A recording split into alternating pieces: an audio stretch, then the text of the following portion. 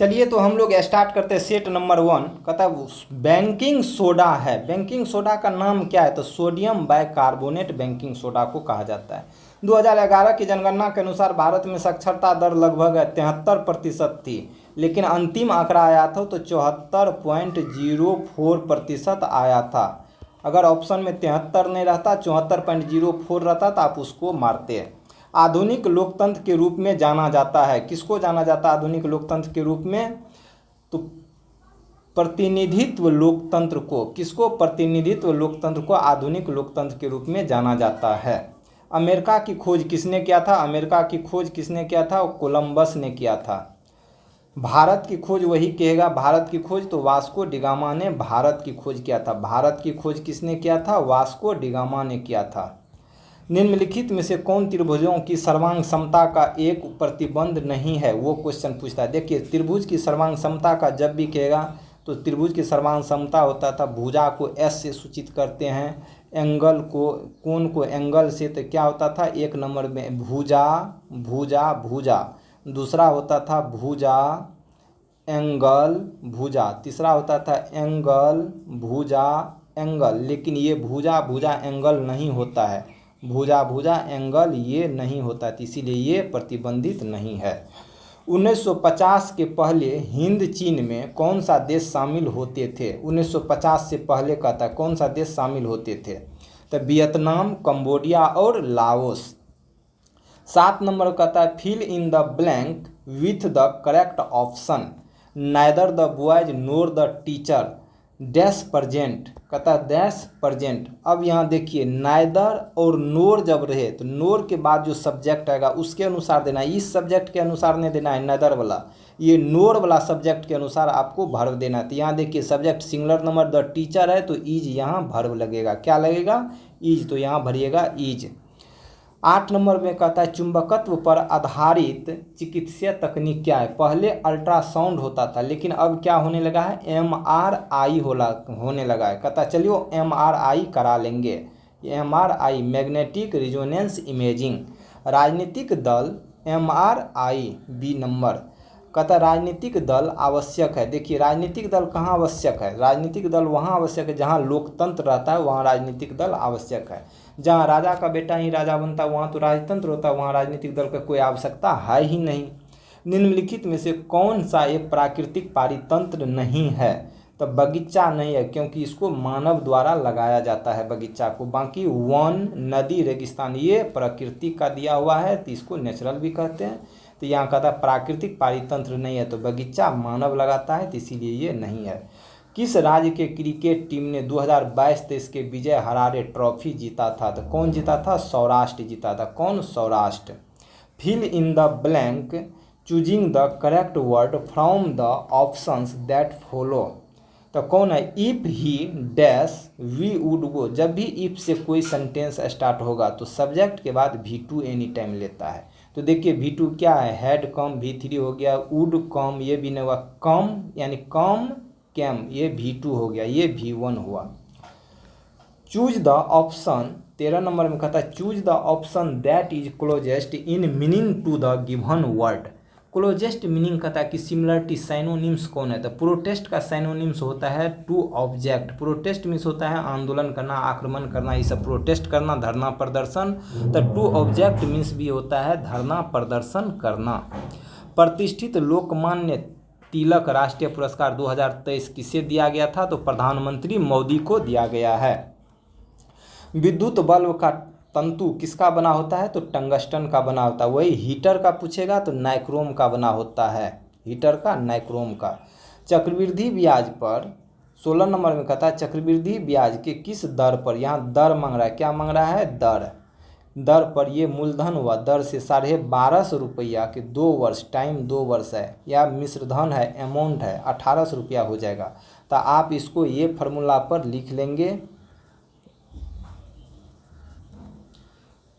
A बराबर P1 plus R/100 time क्या है? यहाँ 2 है तो टाइम लिख लीजिएगा। अब A लिख लीजिएगा मिश्रधन 1800, P लिख लीजिएगा 1250 और 1 प्लस R/100 टाइम 2। और पी को यहाँ लिख लीजिएगा, ए बट्टा पी कर लीजिएगा, पी का वैल्यू जो होगा यहाँ लिख दीजिएगा, कटा दीजिएगा दोनों को, उसके बाद बन जाएगा अपने आप। तो इसका आंसर हो जाएगा 20%, ऑप्शन नंबर सी हो जाएगा।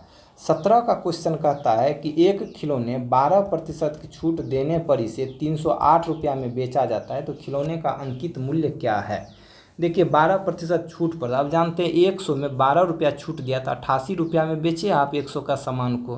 तो यहाँ कहता है 308 रुपया में बेचे, तो 88 का वैल्यू कितना हुआ, 308 हुआ। अब आपका था अंकित मूल्य, तो अंकित मूल्य कितना था 100 रुपया, तो 100 का वैल्यू कितना होगा, तो 308 लिखिएगा, 308 गुना 100 आप बटा ये 88 नीचा दे दीजिएगा। इसको काटिएगा कुटिएगा, 44 से काटिएगा 2, 44 से काटिएगा 7, फिर इस 2 से काटिएगा 50, 100 को तो 50 होगा, 50 तो 350 रुपया खिलौने का मूल्य हो जाएगा। अब कहता तारापुर केंद्र है कहाँ है, तो तारापुर केंद्र जो है ना यह महाराष्ट्र में, सबसे पहले ये जानिए कहाँ है, महाराष्ट्र में।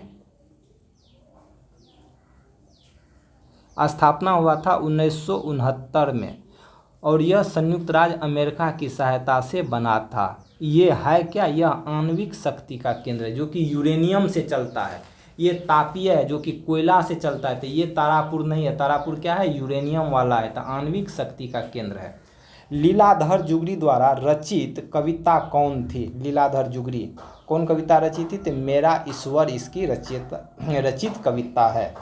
20 नंबर में कहता है किसी त्रिभुज में यदि एक कोण शेष दो कोणों के योग के बराबर है तो त्रिभुज अवश्य होगा। देखिए ये त्रिभुज आप बना लिए, ये एक कोण है, ये क्या है, एक कोण है, ये दोनों कोण के योग के बराबर थी, इसका मतलब ये 90 डिग्री होगा क्योंकि 180 होता है, तो ये दोनों कोण के योग के बराबर ये होता है, तो वह कौन होगा, समकोण त्रिभुज होगा। 21 नंबर में कहता है भारतीय सशस्त्र बलों के पहले चीफ डिफेंस स्टाफ कौन था, जिसको CDS बोलते हैं इंग्लिश में। इसकी स्थापना 2019 में हुआ था, लेकिन चुना जाने लगा, CDS की चुनाव कब से होने लगा, 2020 से, जो कि general Bipin Rawat first CDS बना था, चीफ ऑफ डिफेंस स्टाफ, लेकिन यह डेथ कर गए 2021 में, ये भी आपको पूछ सकते हैं। फणीश्वर नाथ रेणु द्वारा रचित कहानी कौन है, तो लाल पानी के बेगम, B नंबर है, लाल पानी के बेगम है। संयुक्त राष्ट्र संघ का मुख्यालय कहाँ है, कहता संयुक्त राष्ट्र संघ को UNO भी बोलता है, क्या बोलते हैं, UNO। इसकी स्थापना हुआ था 24 अक्टूबर 1945 को, याद रखिएगा। तो स्थापना पूछेगा तो 24 अक्टूबर को हुआ था, और जब कहेगा इसका मुख्यालय तो देखिए बीच में N है, तो N से क्या होता है, न्यूयॉर्क होता है, तो न्यूयॉर्क मारिएगा। जब भूल जाइएगा तो जिनेवा मत मारिएगा, क्योंकि यहाँ कन्फ्यूज होता है। संयुक्त राष्ट्र संघ का मुख्यालय तो UNO, संयुक्त राष्ट्र संघ का फुल फॉर्म होता है UNO, तो N से न्यूयॉर्क मारिएगा।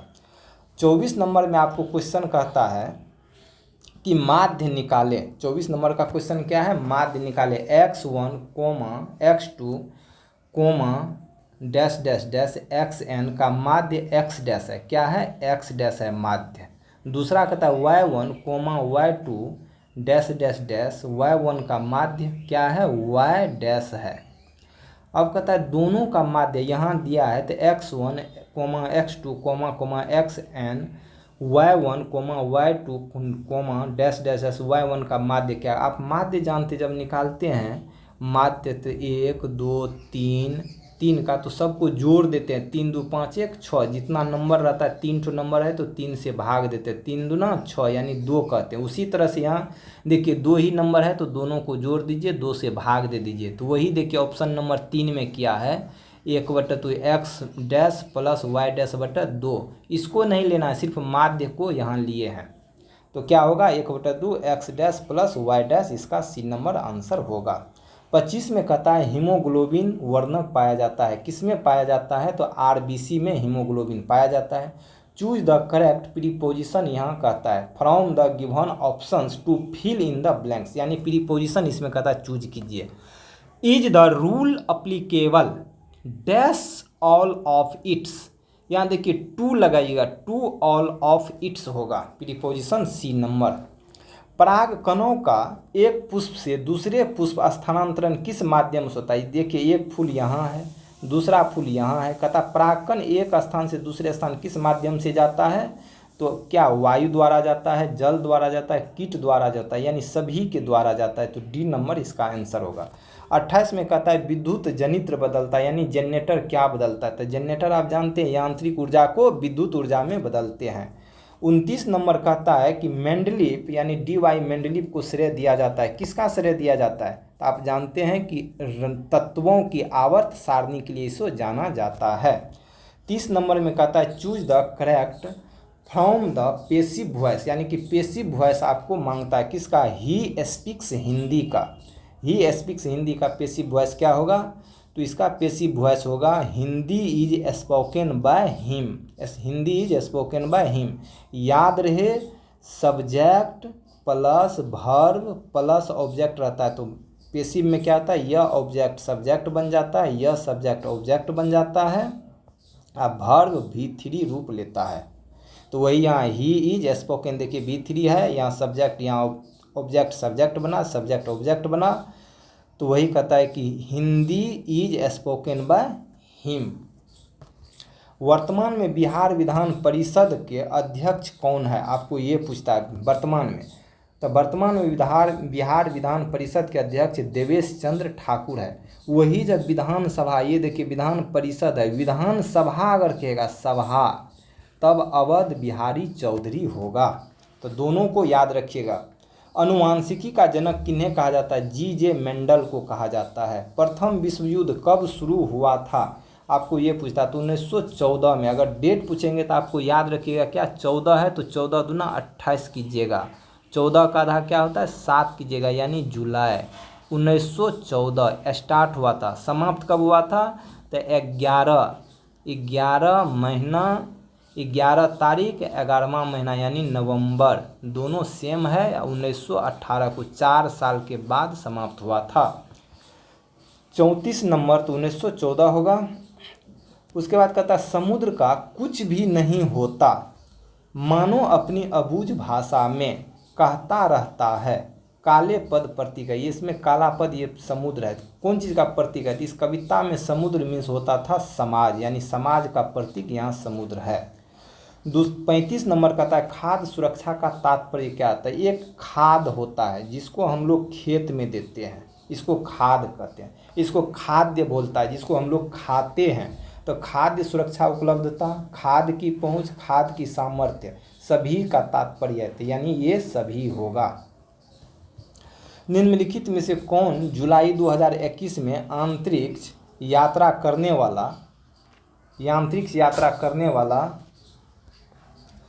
करने वाली द्वितीय भारतीय मूल की महिला बनी? कौन बनी थी? तो शिरीषा बांदला। कौन बनी थी? शिरीषा बांदला बनी थी। राष्ट्रीय मानवाधिकार आयोग की स्थापना कब हुई थी? तो 1993 में। 38 नंबर में आपको कहता है choose the correct answer to the questions from the options that follow. अब चूज कीजिए इसमें इन द स्टोरी, एक कहानी दिया है। कौन कहानी का है? कि the eyes are not here, कहता आँख यहाँ नहीं है। Where did the girl get down, where did the girl get down, तो ये सहारनपुर स्टोरी में ऐसा था। भारत का प्रथम परमाणु संयंत्र कहाँ स्थापित किया गया था? तो अभी पढ़े थे आप, तारापुर महाराष्ट्र में 1969 में। तो वही लिखा है भारत का प्रथम परमाणु संयंत्र कहाँ स्थापित किया गया था? तो तारापुर महाराष्ट्र में। बी नंबर ऑप्शन होगा। 40 नंबर कहता है बेलाडीला श्रेणी किस जिला में स्थित है? बेलाडीला जब कहेगा तो बस्तर जिला में। बस बेलाडीला, बस बस्तर में। ये किस चीज़ के लिए नामी है? तो लौह अयस्क के लिए। किसके लिए नामी है? तो याद रखिएगा लौह अयस्क, ये भी क्वेश्चन पूछा गया है, लौह अयस्क। सरहुल पर्व 41 में कहता है सरहुल पर्व मुख्यतः कौन मनाते हैं? तो सरहुल पर्व मुंडा जनजाति मनाते हैं। कौन जनजाति मनाते हैं? मुंडा जनजाति। अमन फसल संबंधित है किससे है? तो अमन लिख लीजिए, उसके बाद ओस लिख लीजिए, उसके बाद बोरा लिख लीजिए। ये सब ये धान फसल, डी नंबर से ऑप्शन है।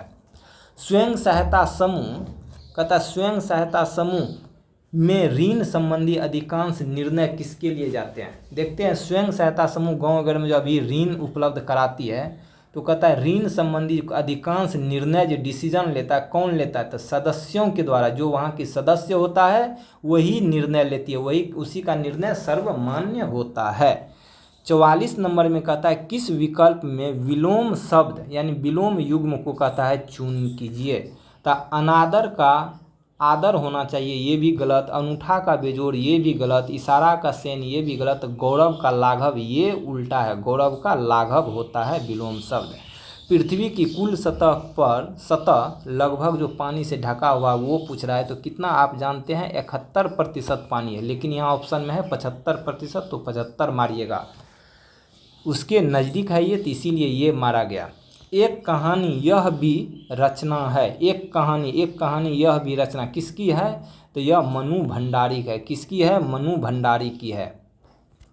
एक समचतुर्भुज जिसकी एक भुजा 20 सेंटीमीटर तथा एक विकर्ण 24 सेंटीमीटर है, तो क्षेत्रफल क्या होगा। इसका क्षेत्रफल जब भी कहेगा समचतुर्भुज का, तो लिखिएगा 1/2 गुना एक विकर्ण, यानी एक विकर्ण गुना दूसरा विकर्ण, ये होता है। तो बना लीजिएगा, इसका आंसर क्या आ जाएगा आपको, 47 का सी 384 वर्ग सेंटीमीटर। 48 का चलिए 10 सेंटीमीटर गुना 10 सेंटीमीटर गुना 5 मीटर, यानी 10 मीटर गुना 10 मीटर गुना 5 मीटर विमाओं वाले एक कमरे में रखे जा सकने वाली सबसे लंबी छड़ की लंबाई क्या होगा। जब भी सबसे लंबी छड़ की कहेगा, तो आप जितना भी बीमा दिया रहेगा उसका आप क्या कीजिएगा, रूट कर लीजिएगा, लंबाई चौड़ाई ऊंचाई का जोड़ के। तो 10 का स्क्वायर कितना हो जाएगा, 10 का स्क्वायर कीजिएगा प्लस फिर इस 10 का स्क्वायर कीजिएगा और फिर प्लस 5 का स्क्वायर कीजिएगा। अब इसको जोड़िएगा तो 225 होगा, का रूट हो जाएगा, इसका रूट हटाइएगा तो 15। सबसे लंबे छड़ की क्या होगा, 15 मीटर होगा। तो जब भी आपको पूछेगा सबसे लंबी छड़ की लंबाई, तो यही जितना बीमा दिया रहेगा लंबाई चौड़ाई ऊंचाई का स्क्वायर कर दीजिएगा जोड़ के, रूट कर दीजिएगा, रूट उसके बाद जो होगा इसका प्रोडक्ट, उसका फिर रूट हटा के जो आंसर होगा वही होगा। एक कौन भौतिक पूंजी का उदाहरण नहीं है, कहता कौन भौतिक पूंजी का उदाहरण नहीं है, तो आपको शिक्षा व प्रशिक्षण भौतिक पूंजी का उदाहरण नहीं है, जबकि ये यंत्र व मशीनें, भवन, कच्चा माल यह भौतिक पूंजी है, लेकिन शिक्षा व प्रशिक्षण यह नहीं है। असमतापी जंतु जिनका हृदय द्विकक्षीय होता है, कहता कौन है असमतापी, तो शार्क है। सबसे पहले ये आप जान लीजिए असमतापी किसको कहते हैं, इसको कॉल्ड ब्लडेड कहते हैं। इंग्लिश में दे देगा तो कॉल्ड ब्लडेड मारिएगा। तो कॉल्ड ब्लडेड आता वो आता है जब ये ठंडे वाला जगह पे जाएंगे तो इसका शरीर का ब्लड जो है ना पूरा ठंडा हो जाएगा। जब ये गर्म स्थान पर आएंगे तो इसका ब्लड जो है ना गर्म हो जाएंगे, तो इसी को कहते हैं असमतापी। लेकिन इसी में मनुष्य होता है और आपको पक्षी, यह वार्म ब्लडेड होता है, ये भी आपको पूछेंगे। तो वार्म ब्लडेड मीन्स होता है कि आप कहीं भी जाएंगे आपका ब्लड का टेम्परेचर सेम बना रहेगा, नो चेंज, कभी चेंज नहीं होगा। लेकिन असमतापी का ठंडा जगह पे जाएगा तो इसका ब्लड क्या होगा, वहाँ इसका ब्लड का टेम्परेचर घट जाएगा, गर्मी स्थान पे जाएगा तो टेम्परेचर बढ़ जाएगा। तो उसमें क्या है, जिसमें दो कक्षीय कहता द्विअक्षीय होता है, यानी दो कक्ष होता है, वह शार्क है। 51 नंबर में कहता है 1 नंबर का आंसर। 51 में कहता है क्रिया बल एवं प्रतिक्रिया बल हमेशा लगते हैं, कहाँ लगते हैं। तो देखिए एक यहाँ दवाल है, आप यहाँ से ठोकर लगाते हैं, तो कहता है क्रिया बल एवं प्रतिक्रिया बल हमेशा लगता है। आप इधर से फोर्स देते थे, दवाल भी आपको इधर से फोर्स देता है, तो यानी विपरीत लगता है। तो अलग अलग वस्तुओं पर और विपरीत दिशाओं में लगता है। देखिए ये भी अलग वस्तु, ये भी अलग वस्तु, दोनों विपरीत दिशाओं में लगता है, तो डी नंबर। 52 नंबर में आपको कहता है कि निम्न में से किस क्षेत्र में मौसमी बेरोजगारी समस्या होती है। अगर आप किसान होंगे तो आप जानते होंगे कि गेहूं में ना गेहूं काटते हैं, धान में ना धान, तो उसके बाद सब बेरोजगार रहते थे। कृषि में मौसमी बेरोजगारी पाया जाता है।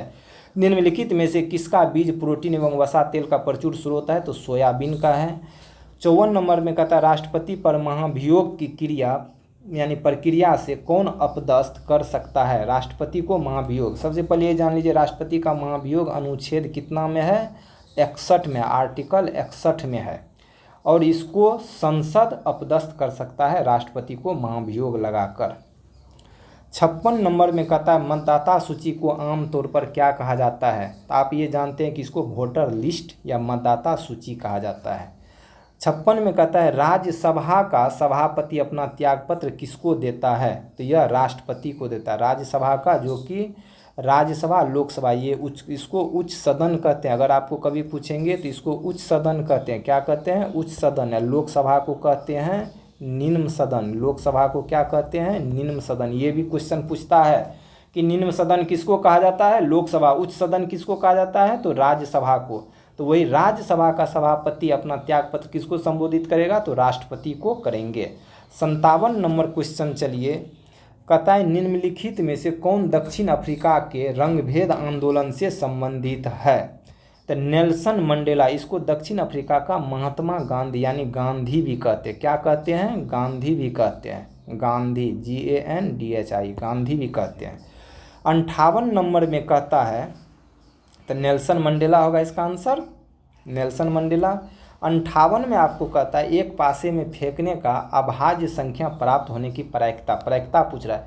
देखिए पासा है तो पासा में 6 नंबर रहता है, 1 2 3 4 5 6।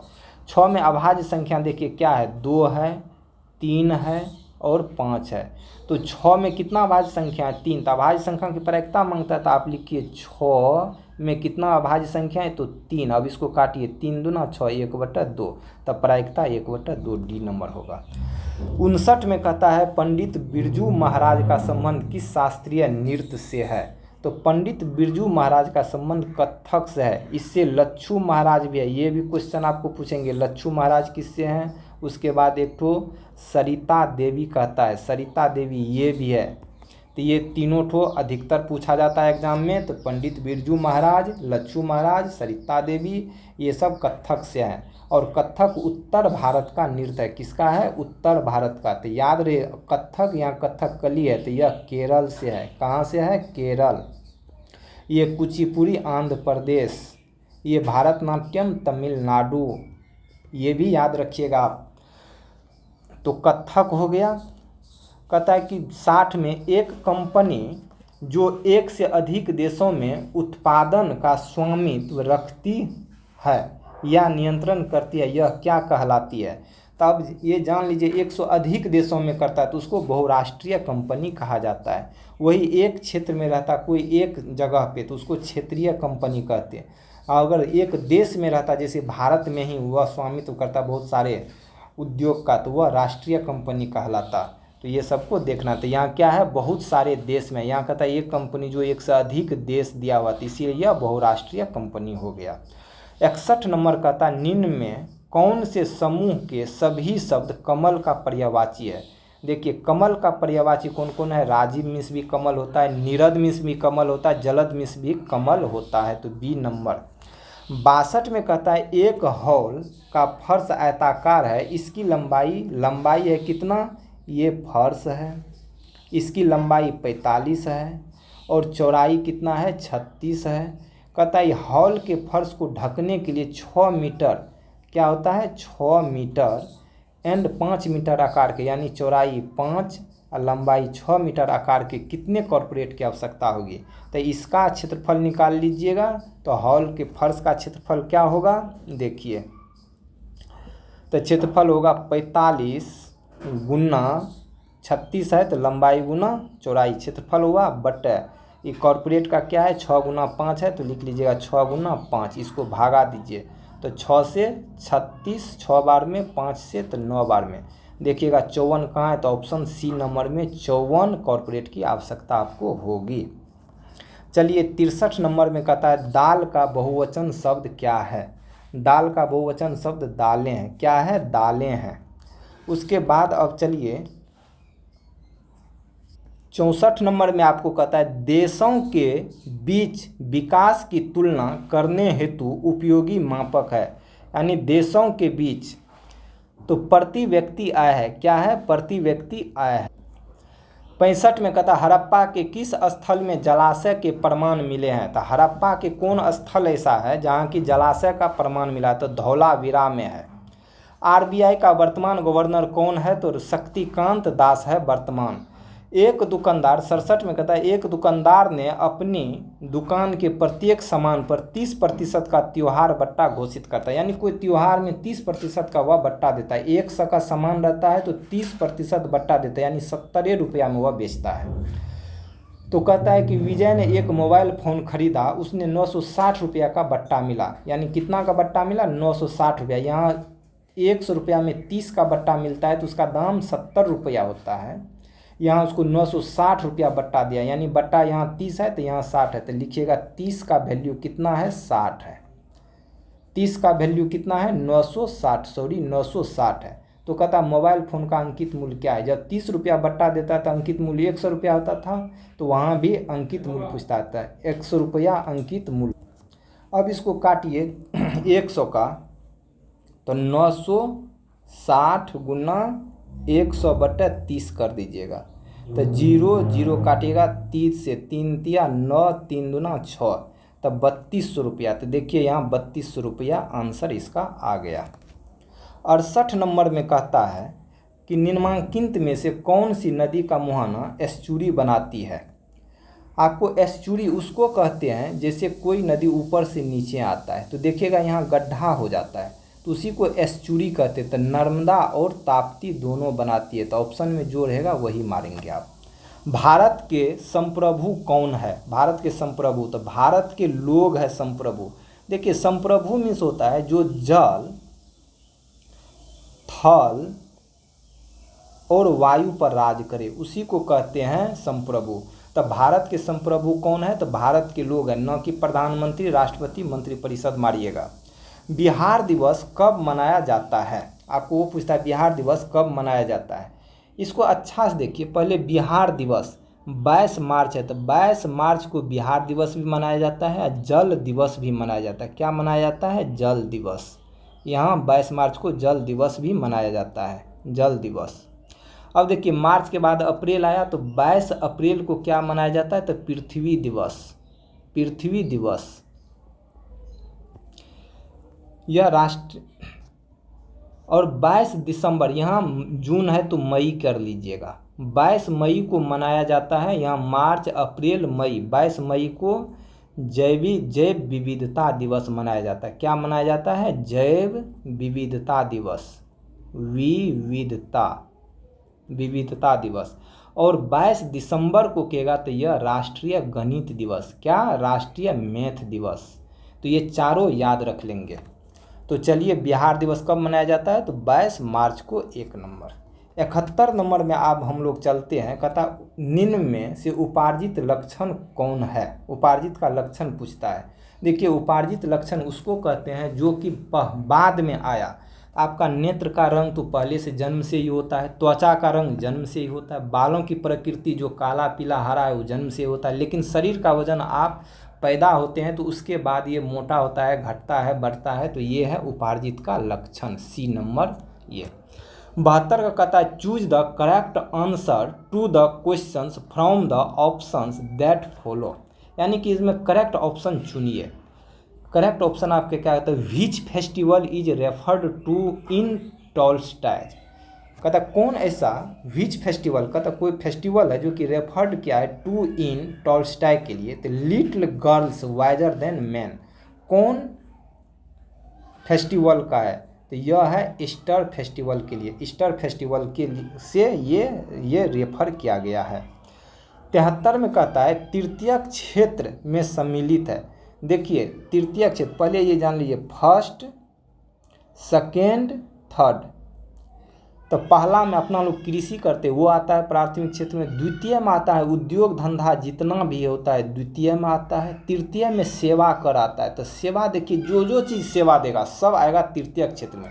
तो व्यापार आप करते हैं तो यहाँ भी सेवा देता है, यातायात भी आपको एक जगह से दूसरे जगह पहुँचाता है, संदेश वाहन भी एक जगह से दूसरे वाहन जाता है, लेकिन पशुपालन ये कृषि में आ जाता है, तो ये आपको नहीं होगा। तो डी नंबर। अब चलिए 74 में कहता है 100 साल पहले किस देश में नाजी पार्टी स्थापित किया गया था? आप जानते हैं नाजी जर्मनी में हुआ था 100 साल पहले, यानी 1919 में। 75 नंबर में कहता है भारत के सर्वाधिक क्षेत्र में फैले हुए वन कौन है? तो तो यहाँ उष्णकटिबंधीय पर्णपाती वन है भारत में। पर्णपाती वन के अंतर्गत शीशम आता है, शीशम, बांस, उसके बाद बांस आता है, महुआ आता है, यानी जिसका पत्ता गर्मी में झड़ जाता है उसको पर्णपाती वन कहते हैं। वो भारत में सबसे अधिक है, इसीलिए कहता है भारत में सर्वाधिक क्षेत्र में फैले हुए वन कौन है? उष्णकटिबंधीय पर्णपाती वन है, 1 नंबर। 76 में कहता है कि choose the correct option, choose कीजिए कि where was Sant Kabir brought up in his early childhood days. Brought up कहता है संत कबीर, तो आप जानते हैं संत कबीर जो है ना चाइल्डहुड मैंने बचपना अवस्था कहाँ उसका था? वाराणसी में वह बिता था या मिला था। 77 नंबर कहता है सुंदरी वृक्ष डैश में पाए जाते हैं, तो मैंग्रोव वन में सुंदरी वृक्ष पाए जाते हैं। 78 में कहता है बादल या कोहरा किस कोलाइडी निकाय का उदाहरण है? देखिए बादल ऊपर में रहता है, ये बादल होता है, ये गैस इधर से पानी जो है पानी का वेपरेशन होकर के यहाँ जाता है गैस, अब यह जम करके क्या होता है, यह एक गोला रूप धर लेता है। तो वही कहता है द्रव्य गैस में प्रक्षिप्त है, द्रव है, ये द्रव था जो कि गैस के रूप में यहाँ ऊपर उठा और यहाँ गोला के रूप में हुआ, फिर बादल पानी हो जाता है, फिर समाप्त हो जाता है। तो द्रव गैस में प्रक्षिप्त कोलाइडी है। तो बादल या कोहरा क्या है? द्रव्य गैस में प्रक्षिप्त है। 79 जहर में इला प्रत्यय जोड़ने से क्या होता है? जहर में इला जोड़िएगा तो जहरीला हो जाएगा। देखिए ऑप्शन में क्या है? जहरीला भी है, तो ऑप्शन देख के मारिएगा। 80 नंबर कहता है भारत में बजट निर्माण का कार्य कौन करता है? बजट निर्माण का कार्य, तो बजट निर्माण का कार्य वित्त मंत्रालय करता है, जो कि अभी कौन है? निर्मला सीतारमण है। कौन है? निर्मला सीतारमण है। तो ये बजट का काम क्या था? भारत में बजट निर्माण का कार्य कौन करता है? निर्मला सीतारमण यानी वित्त मंत्रालय। अब जब पूछेगा भारत में बजट सर्वप्रथम पेश कब किया गया था, तो याद रखिएगा 1860 में जेम्स विल्सन द्वारा। जेम्स विल्सन 1860 में। अक्षय 81 नंबर में, तो ए नंबर होगा। 81 में कहता है अक्षय यानी नवीनीकरणीय ऊर्जा के स्रोत का उदाहरण क्या है? देखिए नवीनीकरण ऊर्जा उसको कहते जो कभी समाप्त नहीं होगा। आप अनुमान लगाइए, कोयला तो समाप्त हो सकता है, पेट्रोलियम भी समाप्त हो सकता है, प्राकृतिक गैस भी, लेकिन सूर्य कभी समाप्त नहीं होगा। तो अक्षय नवीनीकरणीय ऊर्जा का स्रोत क्या है? सूर्य है। 82 में कहता है निम्नलिखित में से कौन संविधान निर्मात्री सभा का सदस्य नहीं था? याद रहे जब भी कहेगा संविधान निर्मात्री सभा का सदस्य कौन नहीं था, ये क्वेश्चन बराबर पूछता है। और 2 आदमी का ऑप्शन में नाम देता है, एक तो महात्मा गांधी का, महात्मा गांधी, दूसरा मोहम्मद अली जिन्ना। तो दोनों एम से ही है, तो यहाँ ऑप्शन में मोहम्मद अली जिन्ना है, तो ये संविधान निर्मात्री सभा का सदस्य नहीं था। अगर यहाँ महात्मा गांधी रहता तो महात्मा गांधी आप मारते। 83 नंबर में चलिए एक पारितंत्र के में सभी हरे पौधे एवं नील हरित शैवाल जिनमें प्रकाश संश्लेषण की क्षमता होती है डैश वर्ग में आते हैं। याद रखिएगा ये पौधा है जो सूर्य के, ये सूर्य है, ये सूर्य के प्रकाश से अपना खाना बनाते हैं, उसको उत्पादक वर्ग कहते हैं। इसको जो खाता है उसको प्राथमिक उपभोक्ता कहते हैं। क्या कहते हैं? प्राथमिक उपभोक्ता उसको कहते हैं। तो क्या होता है? जो सूर्य से अपना खाना बनाते हैं उसको उत्पादक वर्ग कहा जाता है। तो वही यहाँ पूछा है, पारितंत्र में सभी हरे पौधे एवं नील हरित शैवाल जिनमें प्रकाश संश्लेषण की क्षमता होती है तो डैश वर्ग में आते हैं, तो उत्पादक वर्ग में आते हैं। परख जो हाल ही में खबरों में था, 84 नंबर का क्वेश्चन है। तो परख जो था पोर्टल पर वो था छात्रों के सीखने का आकलन। 85 में कहता है जापान एक विकसित धनवान देश बना। कैसे बन गया? तो क्योंकि वहाँ मानव संसाधनों में निवेश द्वारा यह बना। तो जापान एक विकसित धनवान देश बना है मानव संसाधनों में निवेश द्वारा। 86 में कहता है जितेंद्रिय शब्द का सही संधि विच्छेद क्या होगा? जित जोड़ इंद्रिय बराबर जितेंद्रिय। 87 में मृदा अपरदन को रोका जा सकता है, तो मृदा अपरदन को वन रोपण द्वारा। देखते हैं ना, वन जहाँ रहता है गाछ वृक्ष वहाँ से मिट्टी कम भासता है पानी में, लेकिन जहाँ नहीं रहता वहाँ पानी होता है बारिश वगैरह तो सब मिट्टी भस जाता है। 88 में भारत के निहाल सरीन का संबंध किस खेल से है? तो उसका संबंध है शतरंज से। 89 में कहता है इस्पात एवं लोहे को जंग से सुरक्षित रखने के लिए उन पर यशद लोपन की प्रक्रिया में एक पतली परत निम्न की है, तो वह जस्ता होता है, जिसको जस्तनाइजेशन भी कहते हैं। 90 में कहता है choose the correct option to fill in the blank, यानी ब्लैंक में भरिए। संत रविदास, यहाँ पूछता है संत रविदास है ये, was a dash by profession, उसका प्रोफेशन कहता है व्यवसाय क्या था, तो वह कोबलर था। संत रविदास क्या था, कोबलर था, तो was a cobbler by profession. 91 में कहता है choose of the flowing translations of given Hindi, यानी इसका ट्रांसलेशन कहता बनाने के, उसने मुझे सोता हुआ पाया, तो उसने तो he found me sleeping, 1 number answer होगा। फिर 92 में कहता है उत्तर दक्षिण गलियारा जोड़ता है। देखिए उत्तर दक्षिण, तो उत्तर में आप जानते हैं जम्मू कश्मीर है, तो जम्मू कश्मीर लिख दीजिएगा। नीचा में जानते हैं कन्याकुमारी है, तो कन्याकुमारी, तो ये गलियारा किसको जोड़ेगा, श्रीनगर टू कन्याकुमारी। अगर वही पूरब पश्चिम कहता ऐसे, तो पूरब में सिलचर है, याद रखिएगा, और पश्चिम में पोरबंदर है, तो यह सिलचर टू पोरबंदर, ये पूरब पश्चिम जोड़ेगा। तो क्या होगा, दक्षिण उत्तर दक्षिण गलियारा को कौन जोड़ता है, श्रीनगर और कन्याकुमारी। 93 में आपको कहता है मानव पूंजी में निवेश करने का जरिया है। मानव पूंजी में, आप मानव पूंजी के बारे में बात करते, इसको थोड़ा समझिए। आप हैं, आप अगर अभी पढ़ रहे हैं तो आप में पूंजी आपके पिताजी इन्वेस्ट कर रहे थे, या आप में कौन चीज़ में के लिए कर रहे हैं पूंजी इन्वेस्ट, आपको शिक्षा एवं प्रशिक्षण, यानी बीएड को कहते हैं प्रशिक्षण कहते हैं, और शिक्षा आप जो पढ़ रहे हैं एकेडमिक, उसको शिक्षा कहता है। तो मानव पूंजी में निवेश करने का जरिया क्या है, शिक्षा एवं प्रशिक्षण दोनों है। बायोगैस का मुख्य घटक क्या है, मीथेन है। बायोगैस कहेगा या गोबर गैस, गोबर गैस, ये सबका क्या है, मुख्य घटक मीथेन है। जबकि आपको खाना जो बनाते हैं एलपीजी, उसका मुख्य घटक कहेगा तब कौन होगा, एलपीजी, तब ब्यूटेन होगा। 95 में कहता है भारत में लौटते मानसून की ऋतु की अवधि है। तो लौटता मानसून उसको कहते हैं जब अब बारिश समाप्त हो गई है, इसके बाद जो जाड़ा में जो बारिश होगा तो उसको कहते हैं लौटते मानसून, यानी अक्टूबर नवंबर में आता है। 1917 में देश की पहली जूट मिल कहाँ स्थापित की गई थी, तो वह कलकत्ता में। 97 में कहता है कर्नाटक में होने वाली ग्रीष्म ऋतु की वर्षा को क्या कहा जाता है, चाय वर्षा कहते हैं। इसका 3 नाम है, चाय वर्षा कहिएगा, उसके बाद कॉफ़ी वर्षा, उसके बाद आप उसको चेरी ब्लास्म भी कह सकते हैं, चेरी ब्लास्म। ये तीनों नाम, तो जो ऑप्शन में रहेगा वही मारेंगे आप। कर्नाटक में होने वाली ग्रीष्म ऋतु में वर्षा को कहते हैं चाय वर्षा, चाय नहीं रहता तो कॉफ़ी वर्षा, कॉफ़ी नहीं रहता तो चेरी ब्लास्म कहते हैं।